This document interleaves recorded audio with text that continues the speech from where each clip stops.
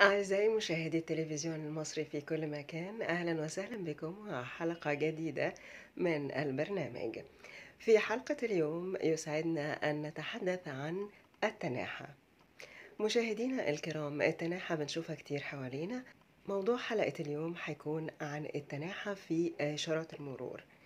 يعني عندنا مثلا في إشارات المرور بنلاقي لما إشارة المرور تبقى واقفة للعربيات والمفروض الناس تعدي، بعض العربيات ما بتشوفش إشارة المرور وبتفضل إنها تعدي الشارع، وذلك بيتسبب في كثير من الحوادث.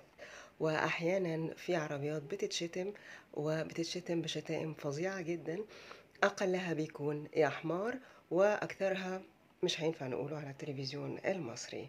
مشاهدينا الكرام، بنلاحظ أيضا أنه كمان لما إشارة المرور بتقفل للبني أدمين والعربيات هي المفروض اللي تعدي، ففي بني أدمين مش بني أدمين بيضطروا إن هم يعدوا الشارع، وبيعدوا الشارع بكل تناحة. أيضا بيعدوا الشارع كما لو كان طرقة بيتهم، وكمان مش باصين للعربيات، ودول بيتشتموا برضو بشتائم كتيرة جدا.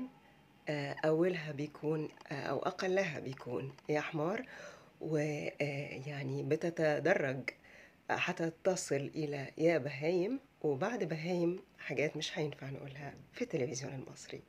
مشاهدينا الكرام، يا ريت نبطل تناحة عشان حياتنا تبقى أفضل. شكرا لكم وإلى اللقاء في حلقة قادمة من البرنامج. سعدنا بصحبتكم ونرجو أن نكون قد أسعدناكم. شكرا لكم.